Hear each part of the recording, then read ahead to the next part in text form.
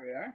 Professor, so good to see you. So let me introduce Yeah, this guy up over here. This is my younger brother, Trevor. He works at my school as one of the instructors. pleased Um, to meet you. it's nice Pleased to to meet you. meet We you. actually, I attended one of the workshops a while back. I forget the name of it, but there was a visiting instructor. Yeah, I can't remember the instructor's name, but somebody came into town and we were down there. He was the guy looking for a uniform, kind of struggling to fit in.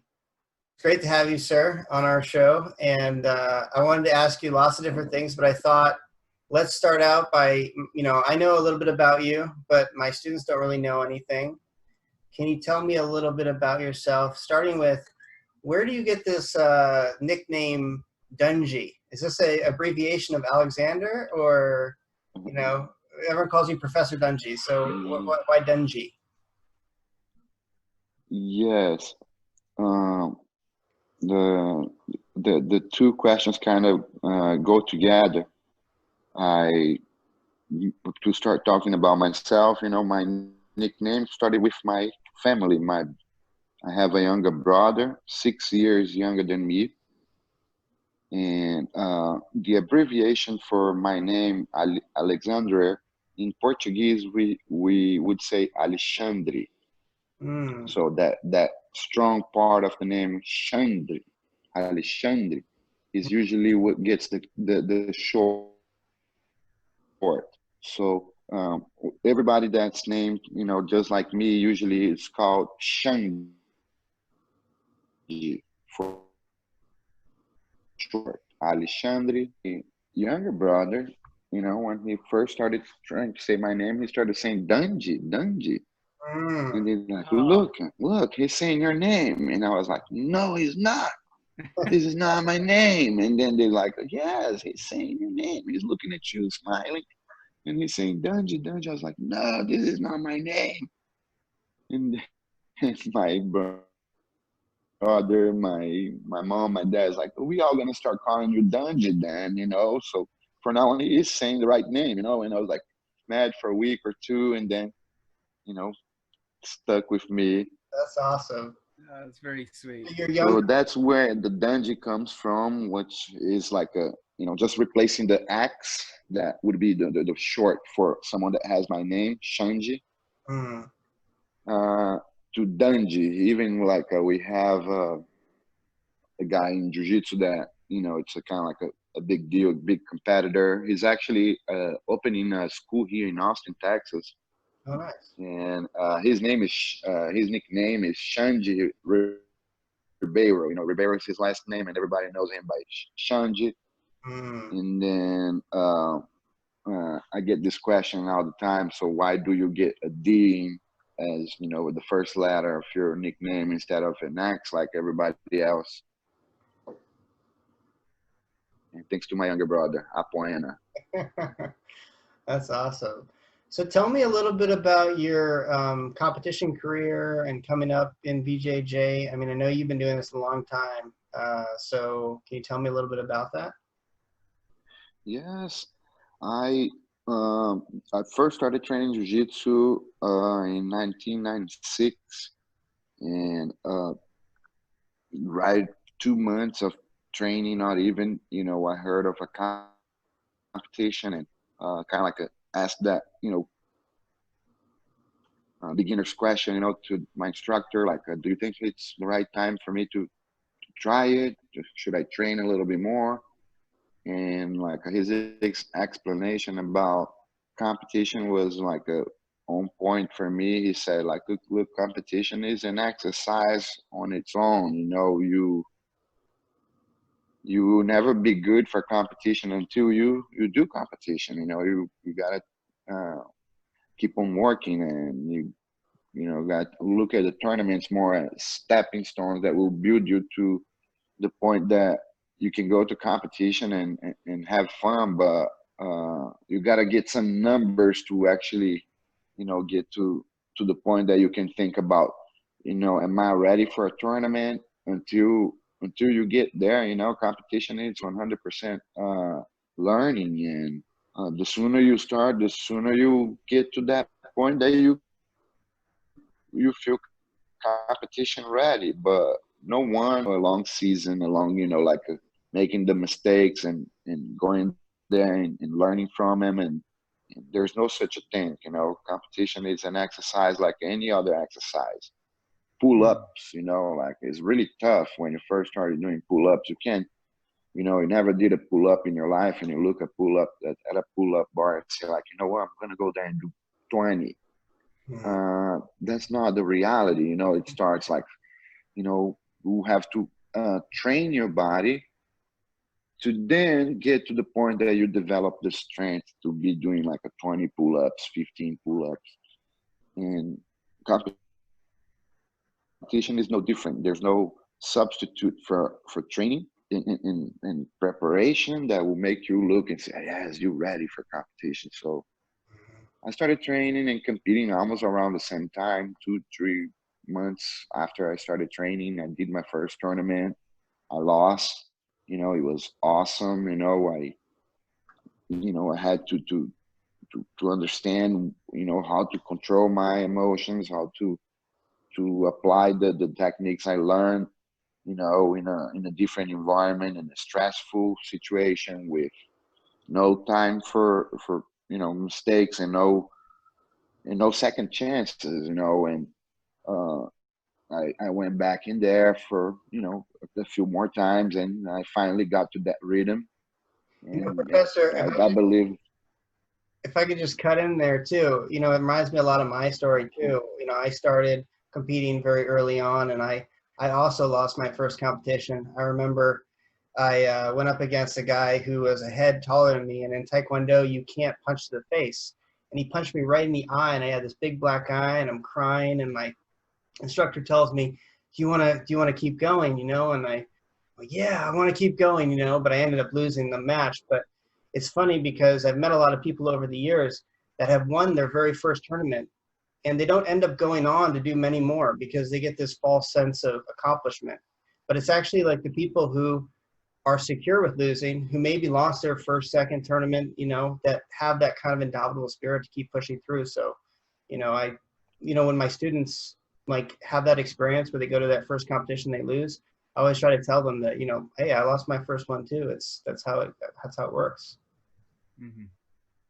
yeah, and I agree with you. And from my experience, it's like almost like 100% of the training partners I had and the competitors I watched, the ones that either won their first tournament or had a lot of success on the early years of competition, the hardships, like they come for everyone, and they just didn't have the tools to deal with them when they came, and they were already so used to the victories, So I think that you're right, especially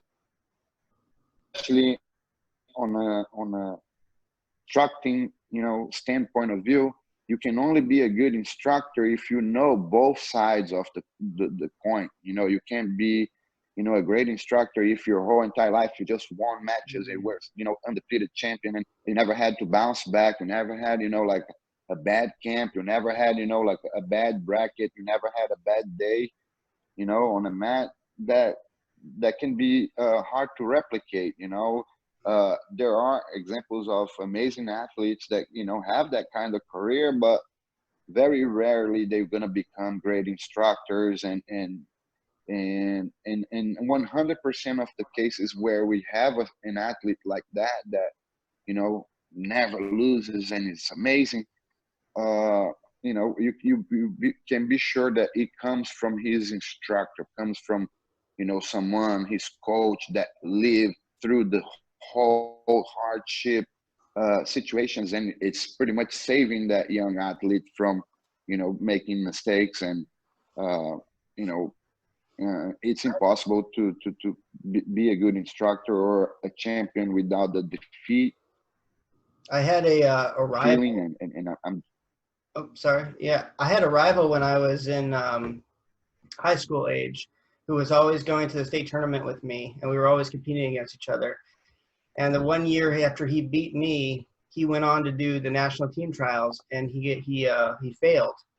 And that was the first time I think he had ever failed. I mean, I didn't know him that well, but I knew him because I always see him at the tournament. We were always competing against each other. And he ended up killing himself because he was so frustrated, like with that experience, and just couldn't even handle losing. So yeah, I think, you know, some loss here and there can really strengthen you for the more difficult challenges ahead. Yes. Then, like a competition, was a fun part of the process for me for, at least a good 10, 15 years of, training, because a lot of opportunities come with competition, especially for, someone like I grew up in Brazil, and, for you to be able to afford to compete and travel and do, you know, um, when it needs to be done to become a great athlete, it's very rare. And I was lucky enough to have the right people on my side that really, cared about my development on, the competition field. And I got, to travel and train on different camps and learn from, other instructors too. And it was a very good experience. So during this, I was able to win the Brazilian National Championships in 2003. I got also the Brazilian National Championships for teams on that same year. The very next year, I won the Pan American Championships, and then went on to win the Brazilian National Championships again as a brown belt. And then that's when I moved to the United States, black belt, championships finals in a gi with the uniform, and no gi when we grapple without the uniform. And I've competed on the nationals, American national championships here, which I was, able to win both my division and the absolute division. And I got a good run with competition, had a lot of fun, and still, try to be around as much as I can. But, nowadays I'm like a 100% on the coaching side of it, and, more trying to pass the message along and help out the young competitors. But every now and then I jump on, a master's division for Brazilian Jiu-Jitsu. The name masters on a competition means more like it has to do with the age. So whoever is already past the year. So I play on a master's division, every now and then on our local tournaments, Austin Open, when I don't have to travel very much, like Houston, San Antonio, Is that every now and then. BJJ?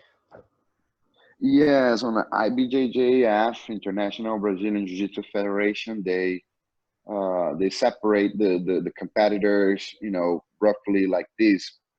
There's of course, the young competitors, the juvenile divisions. I'm kind of like a little like not on point on their age cuts, but from 18 to 30 years old, it's when the competitors are considered adults division, So we have the adults division from white to black belts, but they are competitors that are older than 18 and younger than 30. Once all the competitors, white to black belt, become 30 years old, they compete on the bracket with 30 and up. So the brackets go every 5 years. Masters 1 are 30 to 35. Masters 2, 36 to 40. Masters 3, 40 245, and then they go like this all the way up.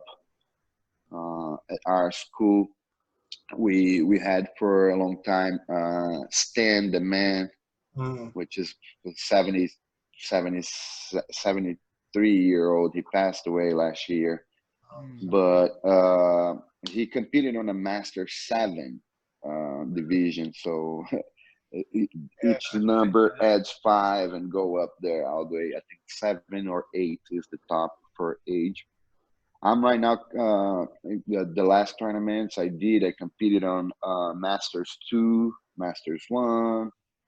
I try to play more like as a team player nowadays, since I'm not, competition is not my main goal nowadays. So when I see, the team of competitors of our team, and I see the team of competitors, that we're going to face, and if I see that I can be a better team player on maybe a heavier division, or maybe, I can go with the younger competitors, or I always try to kind of move around a little bit, so I'm not on the way of another teammate trying to, get the gold, and I don't, and I try to be, another representative of our team on a bracket that we would not have a competitor otherwise. So, I have fun with that, and it's a fun process, but can be a little toxic at times, the competition environment for the practitioner as well. So, that being said, every time it's been a while that I make a point of, every time I talk about competition, especially if I have to answer a couple of questions about my competition experience, I always like to also mention the fact that competition is a small part of what a martial artist, it's involved with, and it's great to have fun and participate, but our mission as martial artists are way beyond than medals and trophies and stuff like that. So it is fun. I'm not gonna lie. It's a great thing, Yeah. But martial arts, will always be here for us, and competition is for a small part of our lives. Yeah. Well, I'm curious because you were talking about your own competition background, and then you were saying that you're moving more towards the coaching direction. Can you talk a little bit about the highs and lows of that aspect? Maybe, if you've seen something really inspiring that might be nice for some of our students to hear, or about some of the difficult times that you've seen in your students, and how either you pulled them out of that or how they pulled themselves out of that. Yes, I think the the coaching aspect for competition is both a little harder, on a sense of uh, the work must be done, and there's a little part of what know especially you compete a lot and you're successful in competition. It has a lot to do with you holding yourself accountable for going out there and doing the work of a champion, and doing the training and listening to your coaches and all that.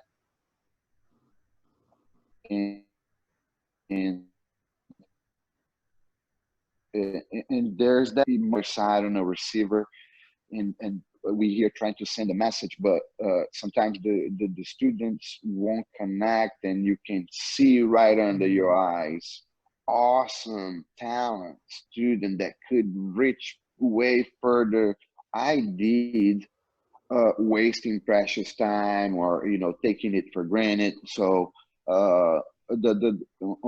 it's very frustrating on this end, but at the same time it's very fulfilling when you watch a person connect with that vision, and you see that they can understand what you want for them, and going on the direction that the coach envisions. You know, most of the times, uh, the coaching work, especially for someone that's kind of like struggling with, being brave and going through the process.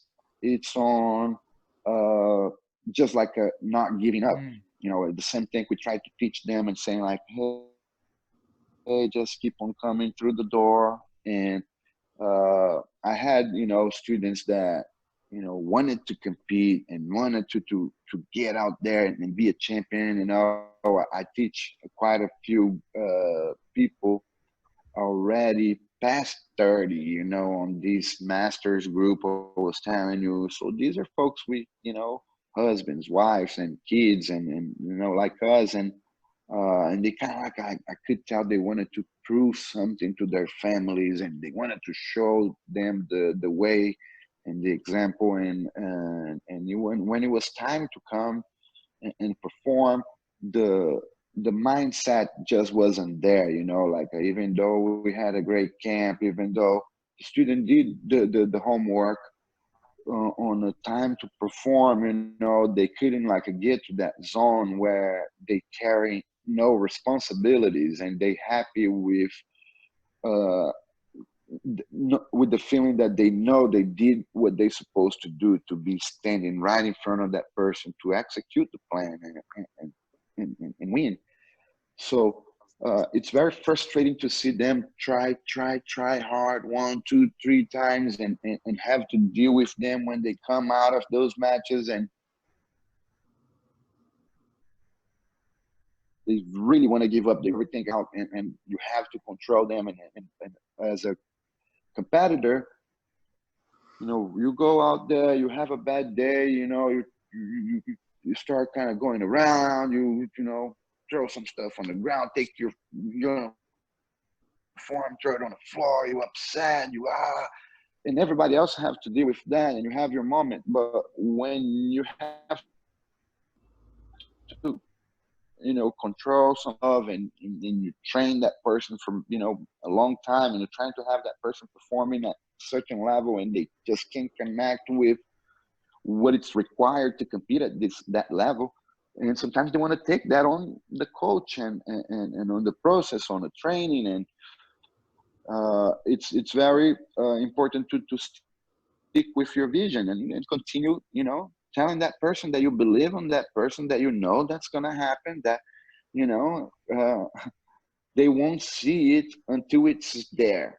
So someone must tell them, and poke that, champions mentality out of them on a daily basis, and keep on going and keep on going. And One of but the it is a feel like a winning a lottery ticket kind of feeling when they do go through a tough match, when they do go through a tough bracket and come out, on top, and you look at them and you get to say finally, like, remember, I told you were gonna be, that kind of a fighter if you just, did what I told you to do. And it's a great feeling. So it's worth the days, it's worth the part of the process where we don't get what we want from them. yeah. And it's like worth the trade. One day, a 5 minutes kind of feeling that makes the whole work make sense. One of the things that I don't think we do a good enough job about as a society, it's much more apparent in Korean culture, this sense of immediacy. Like, if you want to be a champion, here's what you have to do. You have to find a path, like whatever it is, whether it's jujitsu or taekwondo or playing piano, it doesn't matter. You need to find it early, and you need to start ramping up. And by the time you're, let's say 12 years old, you need to be like, like my wife, Master Sun out at our school, when she was 11 years old, she was at a sports high school, and she was on their competition team, and she would train. Basically, she like lived in almost like a, if you know about sumo wrestlers, they live in like a stable, where she basically lived in a dormitory with her team, with her coach, and she could never do anything but train like 8 hours a day. And she like was ramping up to a career from a very early age, because I think what people miss, especially in America, is they don't realize that it's like this. If you want to be a really top level champion, it's this very small window. And once you get over a certain age, you're out of the game. And if you don't hit the mark, like if you don't peak when you're supposed to peak, you're not going to be the best in the world. And that's what's really difficult. Like, and I'm not trying to discourage people from competing, who are older. Like you were talking about, you have some older students who are going to compete now, maybe they're like in their 30s and stuff, and they're like, I want to be a champion. But I think from like people like you and I who've been training our whole lives and have seen like a really high level competition. And I think that's why, I really value that humility. You were talking about how, I'm kind of more into the coaching aspect now, because you're almost 40 or so, right, sir? I'm 40. Yeah. And so I think you've obviously had a very illustrious career, and you kind of understand what the competition is like. But for a lot of new guys, they have no idea. They don't really understand how this works. They don't understand that if they want to be really good, like when they're a kid and they're training in jiu-jitsu, they need to like get serious, like quickly, and like really get on the right path, because there's going to be a window that's going to open up. And if they're not ready at that moment, they're not going to be able to be that champion. And no one really told me that either. Like when I was young, even my master was a world champion. And I think he just kind of thought, well, Americans, they're kind of out of the equation. They're not going to be good. At that time, like all the American champions were terrible, so he probably he didn't really explain that to me, but I kind of realized that over time. And I kind of wish that we as a society were more cued into that. Because like you look at Koreans and they're so humble because they really understand how it works. Anyway, kind of going on. Yes. So, well, it sounds like, we got to learn a little bit about you. I know you started teaching when you were in college, right? Or was it before then? Yes, right around the same time, a little before I went to college, I was teaching. We were very lucky when we first started, training a solid group of training partners that I grew up with, and I consider them like my brothers, from different mothers. We all started training with this gentleman called Ailson Jucão. Jucão was one of the original black belts from the Gracie Barra school when Master Carlos Gracie Jr. started like giving away his first black belts. People like Renzo Gracie, Ralph Gracie, Roberto Gordo, all these guys, they kind of like got promoted to black belts together with my professor Jucão. He moved to Brasilia, because the most of the Gracie Jiu-Jitsu schools at that time in the 90s, they were like heavily concentrated on Rio de Janeiro, São Paulo. Mm-hmm. Professor Draculino was a pioneer back then that left that scene and was started his schools in Belo Horizonte, which is nowadays one of the most powerful schools in jiu-jitsu schools in the whole world. Mm. But that school was just getting started, and jiu-jitsu in Brazil was pretty much concentrated in Rio de Janeiro and São Paulo, the two biggest cities in Brazil. And I'm from Brasilia, the capital of Brazil, which is a good 12-13 hours driving away from those cities, and 2 hours, hour and a half flying at least. And this guy, Jucão, moved from Rio de Janeiro to Brasilia and started teaching in Brasilia. So we got to learn straight from the source, like in a very early stage, like we had access to techniques and concepts of training that a lot of people around our town and on our state, they had been training for years, but they didn't have that kind of like cutting edge, like Gracie Jiu-Jitsu kind of style. And it was more like you know,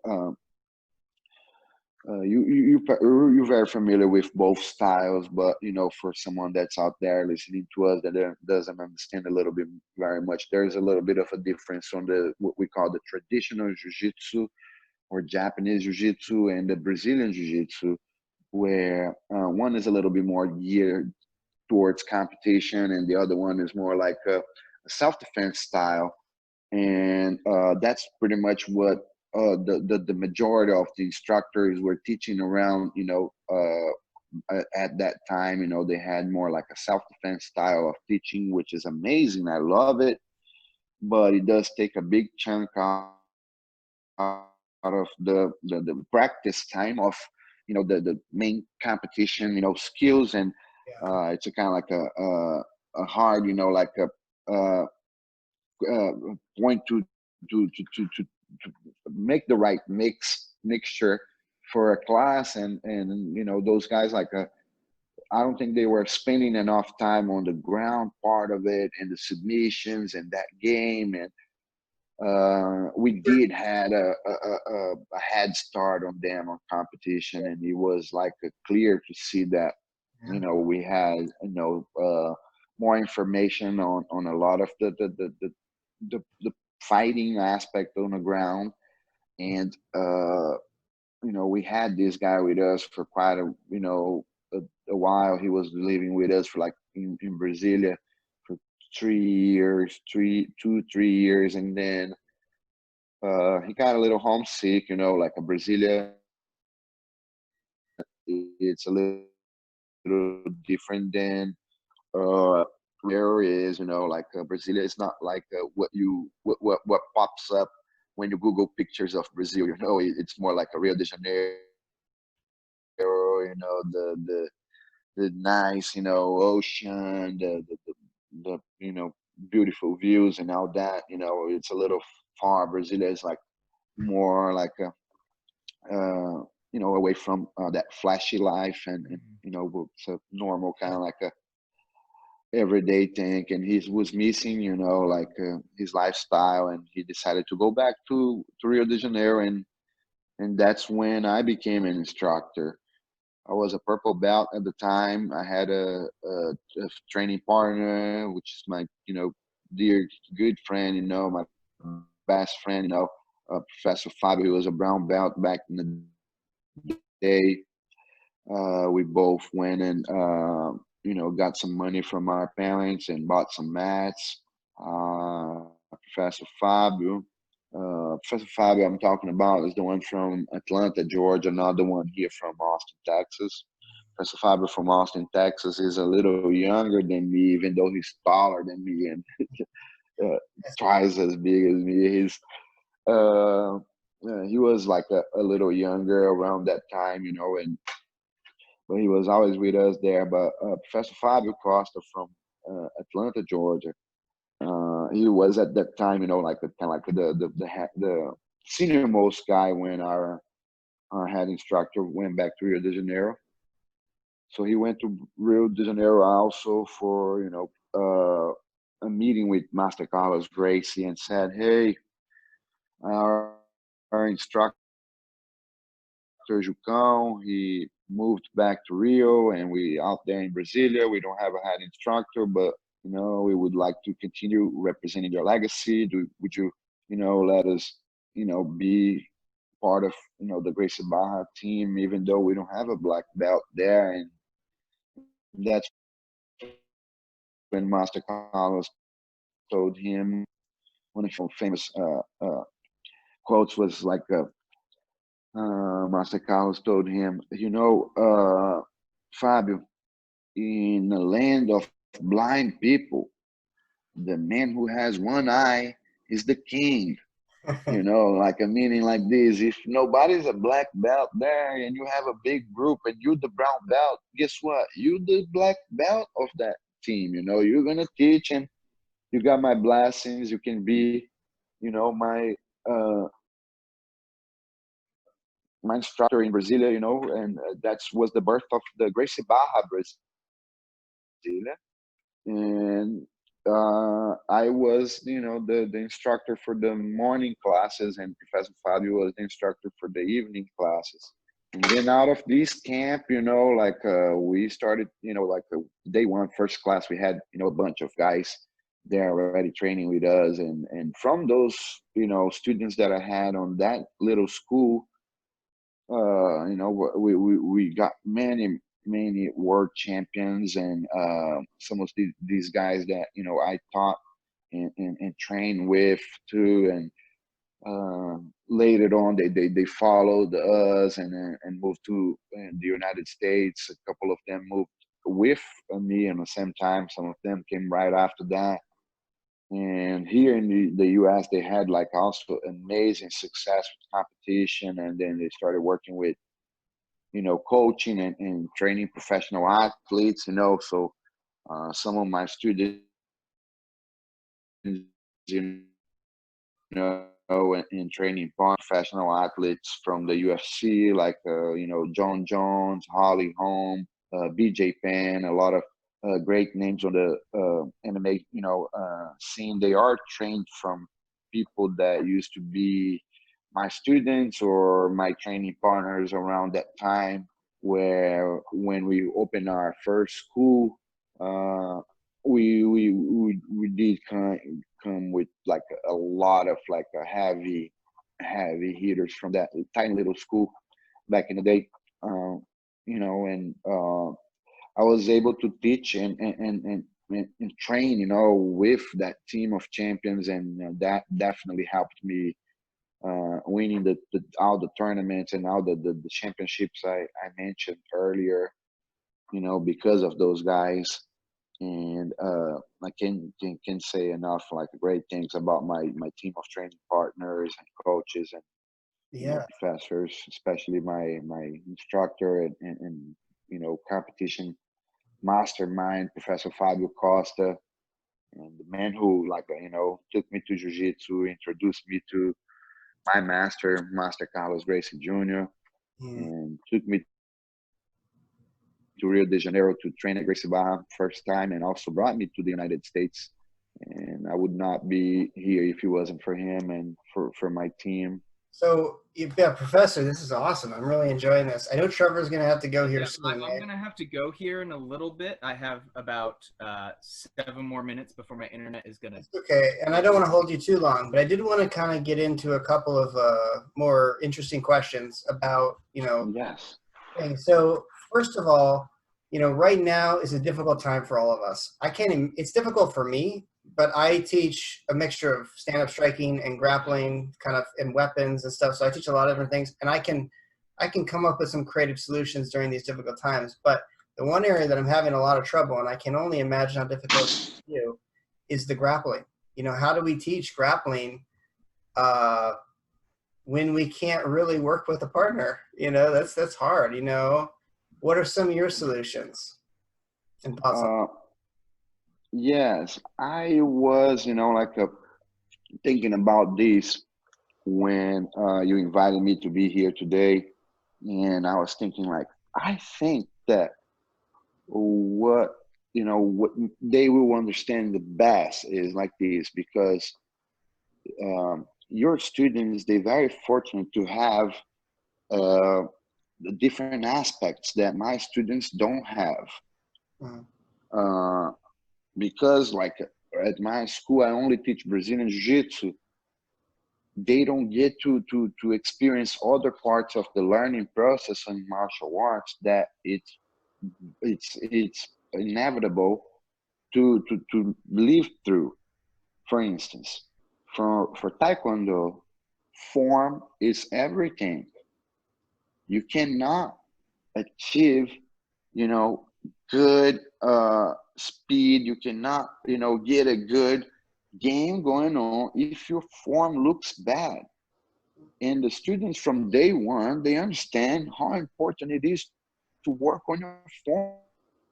Mm. Your action of the move must be perfect in the first place. And then comes the fact that the person in front of you is fighting, moving around, and trying to hit you just as perfectly or even more, you know? So that aspect of the game is very respected on outside of jiu-jitsu. It's not the same in jiu-jitsu. In jiu-jitsu, you do get away with a sloppy kind of takedown that kind of landed sideways, and you get up and grab the ankle and you push and you slam it down. It didn't look good, but he found it. And you bullying your training partners with that sloppy, ugly takedown and thinking that that's the way to do it. But in a real martial arts mentality, you would think like, no, it looks sloppy. I need to work on my numbers. I need to work on my form. That's why it's not going every time. That's not working perfectly. And I think these difficult times is being an amazing time for me on a teaching standpoint of view to point that out to my students, how important it is for you to have the perfect form on your move to then expect the person that you're fighting to agree with what you're trying to do to them in the first place. But the biggest problem I have is like when I teach a technique in a group in jiu-jitsu, in grappling classes, the majority of the people trying to execute the technique, even during the practice time, they doing with poor form, poor execution. They don't have the numbers. They want to do 3, 4, 5 times and they want to go live and do that fun part of training, you know, try to fight out chokes and stuff.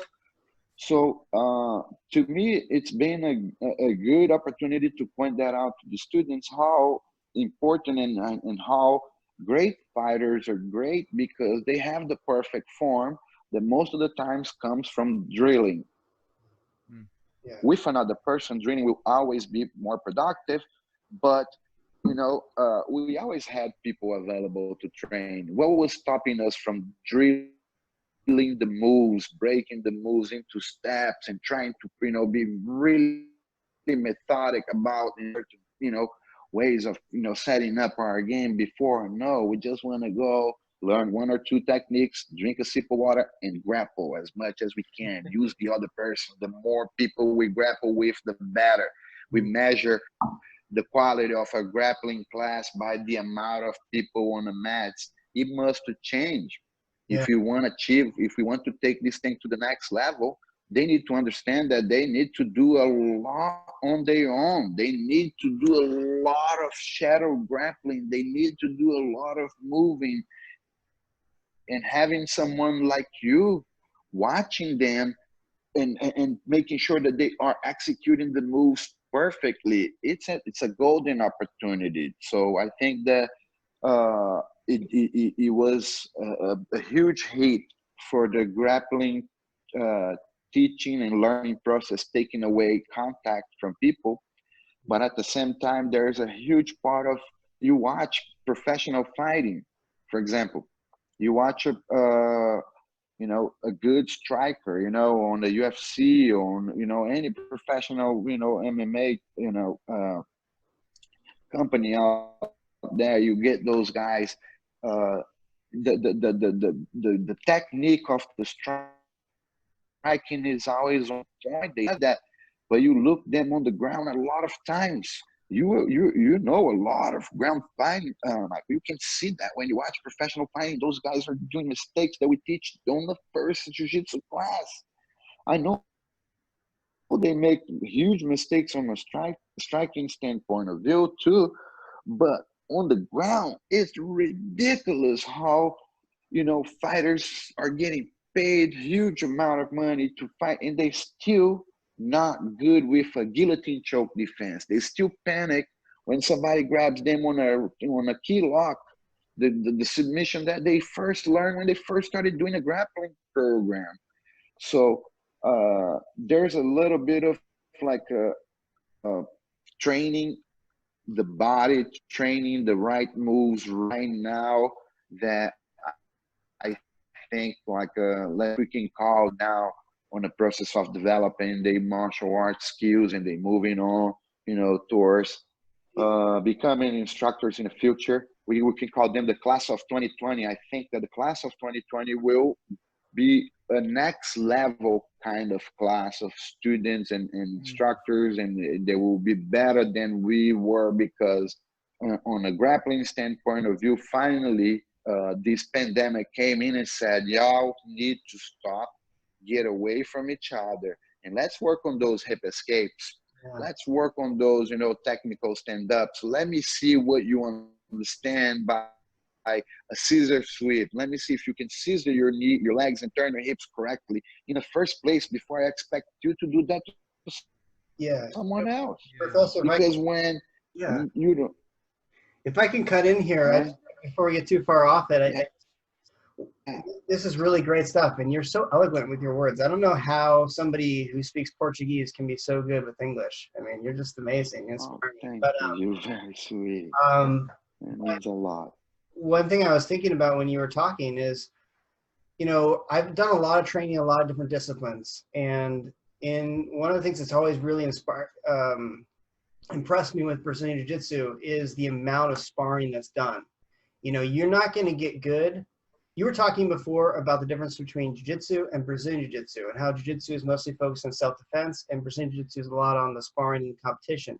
And I really think these things need each other, because you see the people who go off in the little bubble world, and they, it's true you don't need a lot of cardio to defend yourself, because it's probably going to be over pretty quickly, but you need to learn the timing and distancing and all that kind of stuff, or escapes and submission and application, exactly how to maneuver the arm and stuff in the reality of sparring. And they kind of need each other. The more realistic things become, like you look at those UFC guys, they can maybe spar, they can maybe do a fight once every 6 months, but then you look on, if it gets too, watered down, it's not realistic. Are you still there, Mr. Professor Dande? I think we may have lost him for a moment. I'll wait till he comes back. Anyway, I think he might be muted. Yeah, my point is let me get back on track here, because I'm not really sure where we were, but my point is my wife texted me here. I'm sorry. Oh, no, it's all right. In BJJ, they put a lot of focus on the sparring, which I think is really important, because unfortunately, in a lot of traditional martial arts schools, they don't do enough sparring. And because of that, they don't really know, they don't have the good stamina and the good body, which is so important to being a good athlete and being good at what you do. And they don't know timing and distancing very well, because they haven't done it.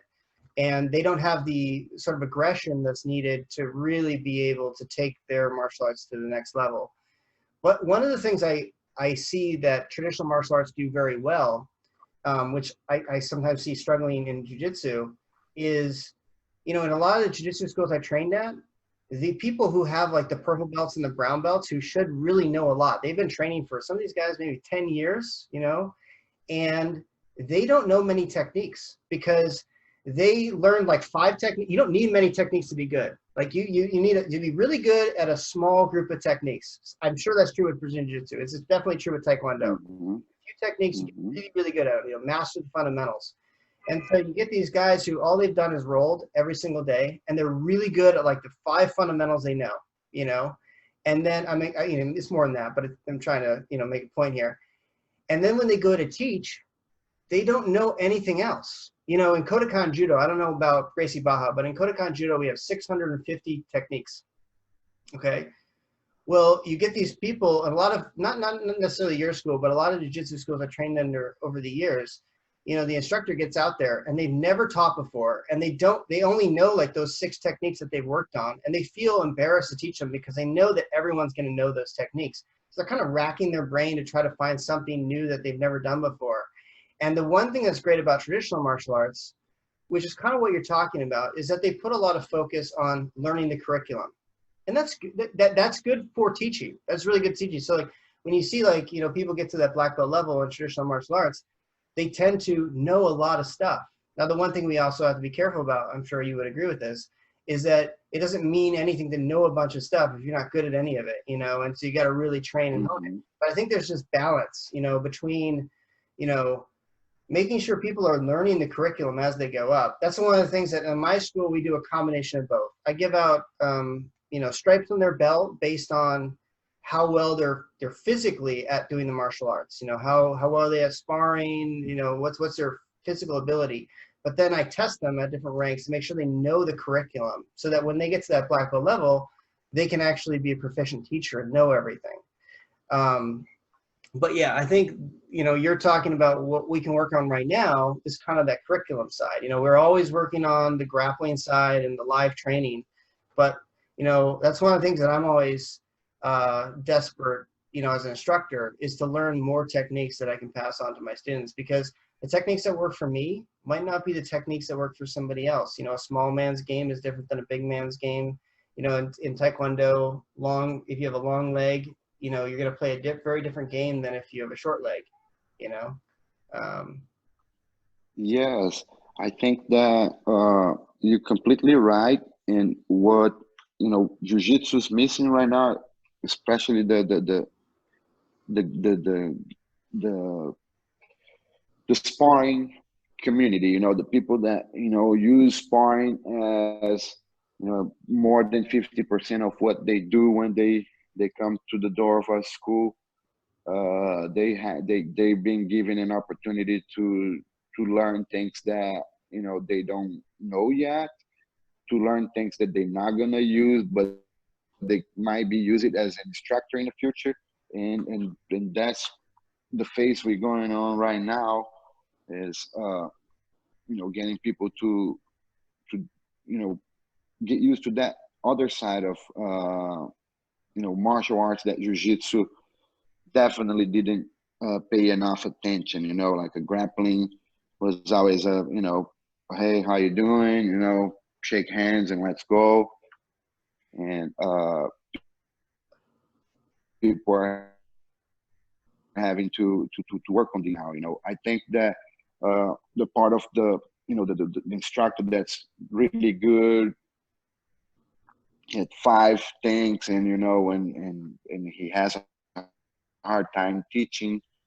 I think it's more like in a sense of like he's still a little worried about competing with his students. He's still worried about okay. He's still worried about competing with his students. He's still uh, letting like too much of his personal you know ego be on his way of teaching. And I think that when you really become an instructor, that's when you do what you said. You go out there for techniques that you know that not even going to be part of your own game, because maybe you have long legs or you have short legs, but you're there learning those techniques because you want to pass them along to your students. And uh, I think that we right now going to this point where jiu-jitsu is trying to figure out like the grappling community is trying to learn new techniques to pass on to their students, learn new techniques of like what do we do with these guys too, like that they before we wouldn't just open the door and say, all right, I'll grapple there for 2 hours, and, oh, what amazing class. So these guys are out of their comfort zone, and I include myself in that. And it's being a fun, and challenging, part of teaching. And I'm excited with the growth that it brought on me on my teachings. So I really noticed that on my teaching standpoint of view. For example, we have Mike Sanchez, training partner and student who's a blind student, and he comes in and he's right there taking the non-contact classes. And I always take pride into try to teach Mike a technique without having to say like this, come on, Mike, let me do the technique on you. Yeah. Because sometimes it does get to that point that I have to say, Mike, you know what, come here, let me show you so you can feel it a little bit. And that's most of the times when I'm running a little bit late on the timing, on the time on the class. I need to teach the next technique.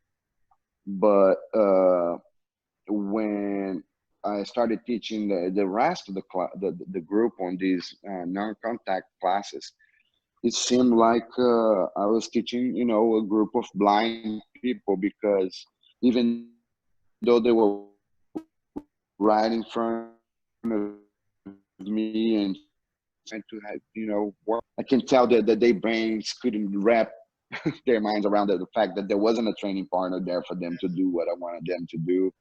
It was fun. It was a interesting fact that I noticed was, Mike picked up everything from these non-contact classes way faster than, people with purple brown belts. And like you said, they should know these moves because they've been around for 5, 10 years, but they get away with just doing the other 5 good moves that they have. And most of the times they don't even need to do the technique that's basic, but, required a little bit of, a certain level of technique to execute, and they just haven't done that since they were white belts, and it shows now.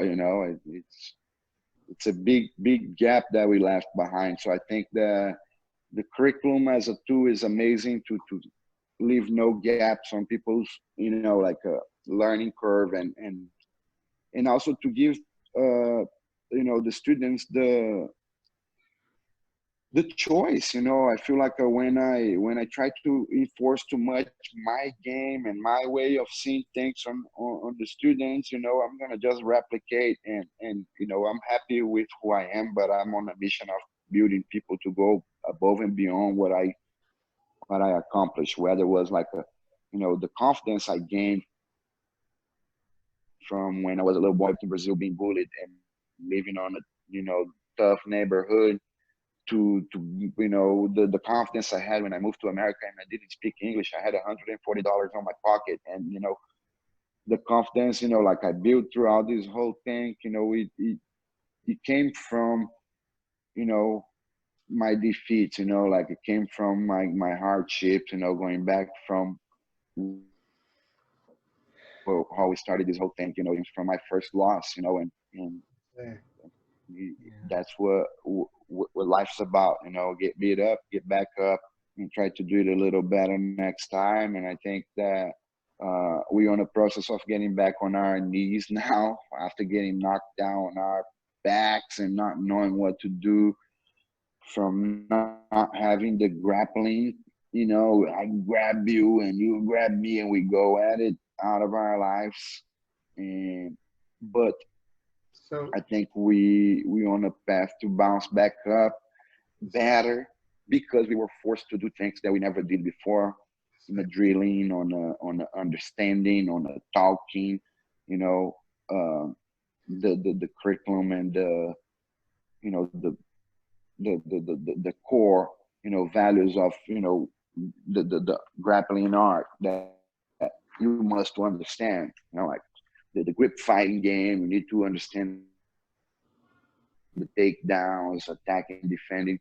You got to be well versed on, the classic for, guard, side control, mount, and back attack, attacking and defending.